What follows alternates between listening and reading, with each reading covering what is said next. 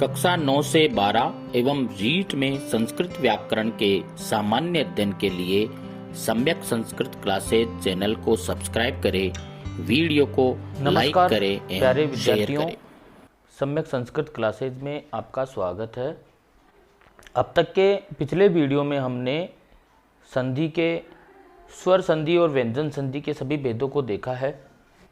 व्यंजन संधि के स्तुत्व, इष्टुत्व, जस्तु, चरत्व, अनुनासिक और अनुस्वार के रूप में हमने 6 भेद देखे हैं।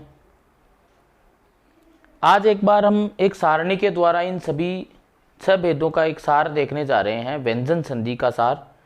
उसमें सारी संधियों को एक बार हम देखते हैं। किस स्थान पर आदेश होता है, किसको आदेश होता है, कौन से वाले वर्ण को आदेश होता है, मतलब पूर्व वर्ण या परवर्ण, और आदेश होकर क्या हो जाता है और क्या क्या स्थितियां रहती है। तो इनको सबको एक सारणी के द्वारा देखते हैं। इस एक वीडियो के द्वारा आपको व्यंजन संधि के सभी 6 भेद अगर पिछले वीडियो से समझ में नहीं आए होंगे तो इस एक वीडियो से सभी 6 भेद समझ में आने वाले हैं। तो आओ शुरू करते हैं। व्यंजन संधि।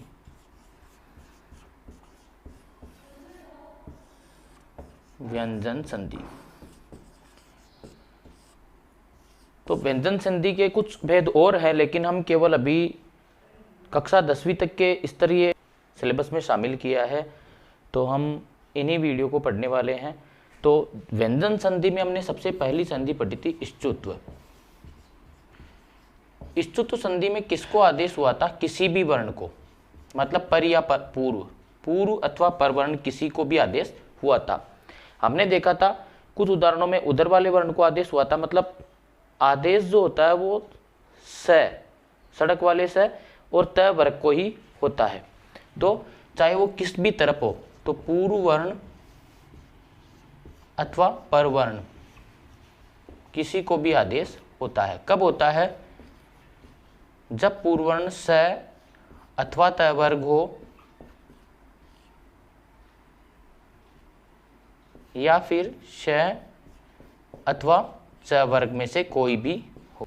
मतलब पहले वाला वर्ण या तो स या त वर्ग होगा, या श तालव्य शकार, या फिर च वर्ग होगा, और बाद वाला वर्ण भी इसी तरह से स या त वर्ग हो सकता है, या फिर श और च वर्ग हो सकता है। मतलब पहले वाला वर्ण इनमें से कुछ भी हो सकता है और बाद वाला वर्ण भी इनमें से कुछ भी हो सकता है, और आदेश पहले वाले वर्ण को भी हो सकता है और बाद वाले वर्ण को भी हो सकता है। तो क्या आदेश होगा? ऐसी स्थिति में उसको स्तुत्व हो जाएगा। किसको होगा? सकार और त वर्ग को। अगर पहले इस तरह के वर्ण रहते हैं, स या त वर्ग में से कोई भी, बाद में श और च वर्ग में से कोई भी होता है, तो इस तरह से स्तुत्व आदेश हो जाता है। जैसे हमने इसके उदाहरण देखे थे, कस, चित। यहां पर स है पूर्व वाला वर्ण, बाद में च वर्ग का च है, तो स को श हो जाएगा। इस तरह से हो जाएगा कश्चित, कश्चित। इसी तरह से हमने एक उदाहरण देखा था, यज प्लस न है। अब यहां पर ज है, च वर्ग वाला वर्ण, अब की बार पूर्व वाला वर्ण च वर्ग का आ गया, बाद वाला वर्ण पर वाला वर्ण त वर्ग का न है, त थ द ध न, मतलब त वर्ग का वर्ण इस बार इधर आ गया है, लेकिन फिर भी हम इसी को बदलेंगे क्योंकि स और त वर्ग को ही बदला जाएगा।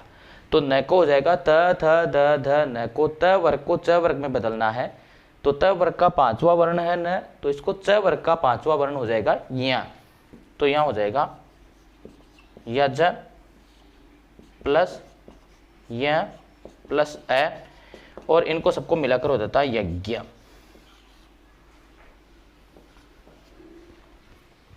तो इस तरह से हमने स्तुत्व संधि के बारे में देखा था। नंबर 2 पर हम देखने वाले हैं यहां पर सारणी में स्तुत्व संधि।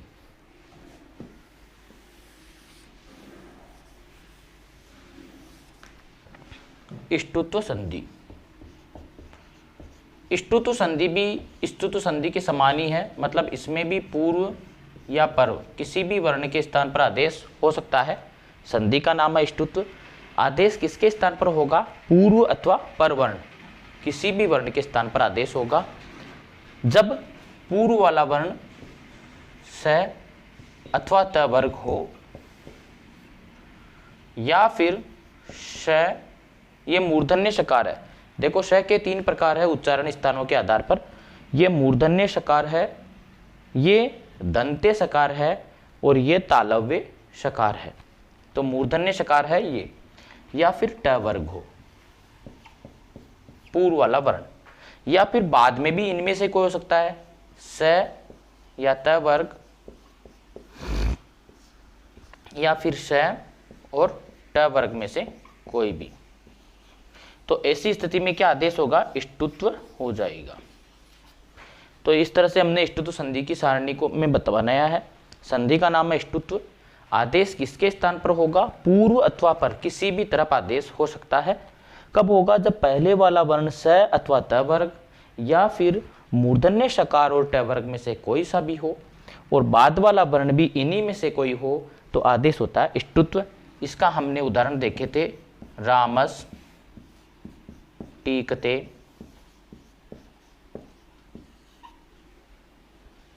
तो यहां पर स है पूर्व वाला वर्ण, बाद में ट वर्ग का ट है, तो इस स के स्थान पर दंत्य शकार के स्थान पर मूर्धन्य शकार हो जाएगा और यहां हो जाएगा रामस टीकते,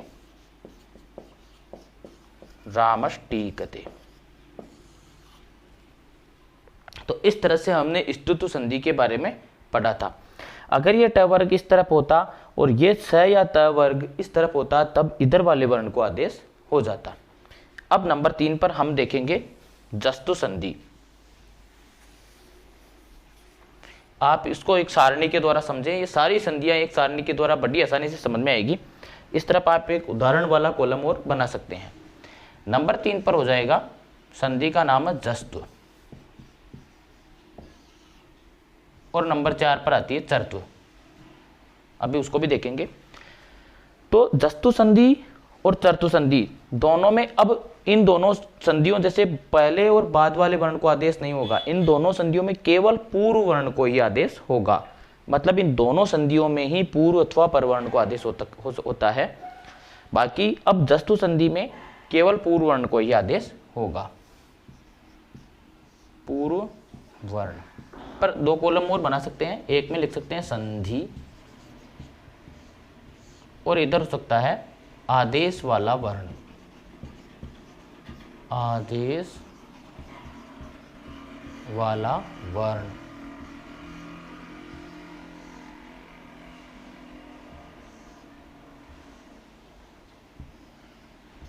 आदेश वाला वर्ण।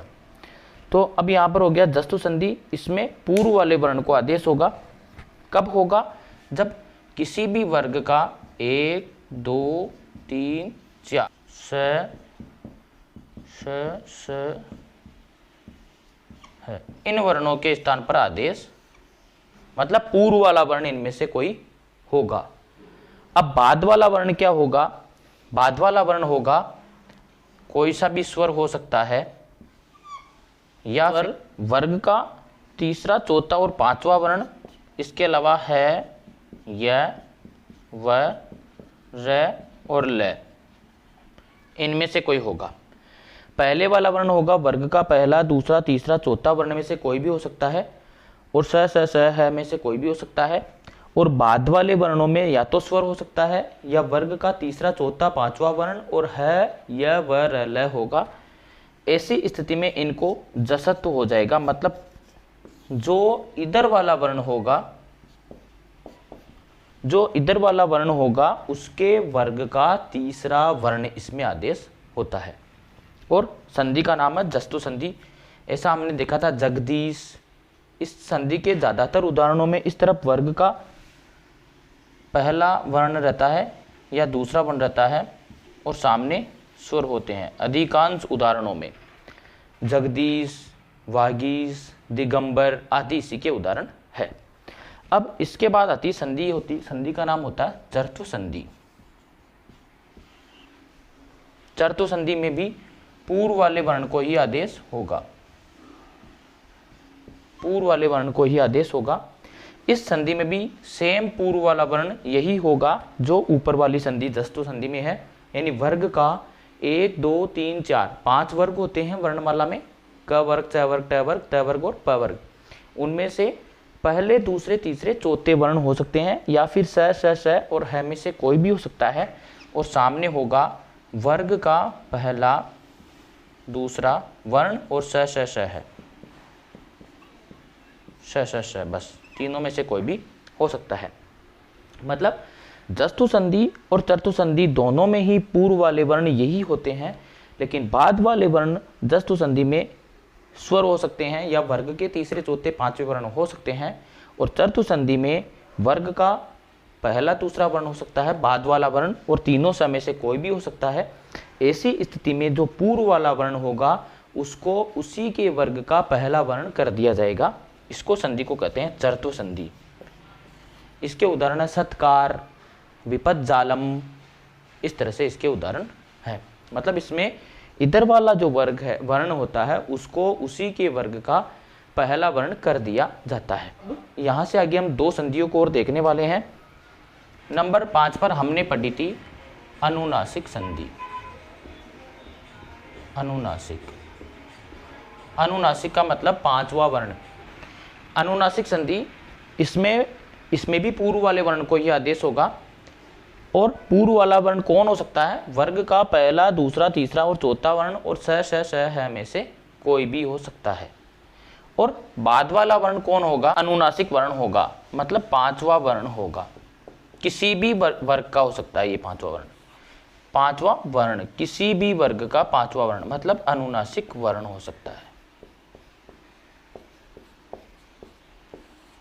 इस तरह की स्थिति रहेगी अनुनासिक संधि में। इस तरफ किसी भी वर्ग का पहला, इनके उदाहरण थोड़े कम मिलते हैं। तो इस तरफ वर्ग का पहला, दूसरा, तीसरा, चौथा वर्ण होगा, सामने पांचवा वर्ण होगा। तो इधर जो वर्ण होगा उसको उसी के वर्ग का पांचवा वर्ण में हमको बदलना है। मतलब यहाँ जो भी वर्ण होगा उसको उसी के वर्ग का पांचवा वर्ण। जब इन वर्णों को इनके वर्ग का पांचवा वर्ण करते हैं तब अनुनासिक संधि होती है। अनुनासिक। देखो इस संधि में यहां पर जो वर्ण होता है उसको पांचवा वर्ण करते हैं उसी के वर्ग का। जस्तु संधि में यहां पर जो वर्ण होता है उसको उसी के वर्ग का तीसरा वर्ण करते हैं।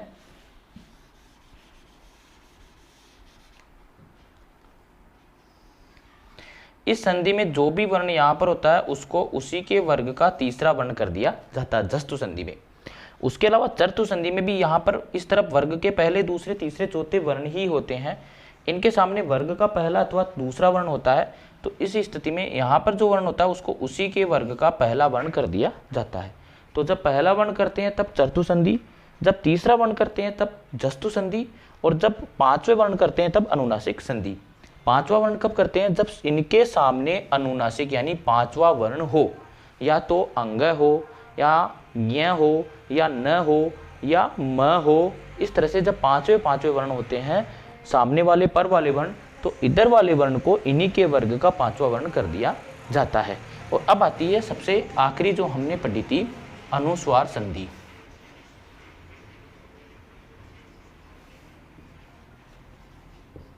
अनुस्वार संधि। अनुस्वार संधि हमने कब बदला था? हमने या तो न को बदला था, सबसे पहले हमने पदांत म को बदला था। पद के अंत वाले म को अनुस्वार कर दिया जाता है कब? जब सामने व्यंजन हो, कोई सा भी व्यंजन हो सकता है। तो ऐसी स्थिति में इस म को अनुस्वार में बदल दिया जाता है और संधि का नाम है अनुस्वार संधि। पदांत म होना चाहिए, जैसे कार्यम करोति, सत्यम वद, धर्मम चर। तो इन सभी उदाहरणों में हमने, क्योंकि म के सामने व्यंजन था तो म को अनुस्वार में बदला था। तो प्यारे विद्यार्थियों, इस तरह से हमने इन सभी व्यंजन संधियों के जो भेद हैं उनको एक सारणी के द्वारा देखा है। और आप इस वीडियो को एक बार फिर से देखकर इन सारी संधियों को समझने की कोशिश करो।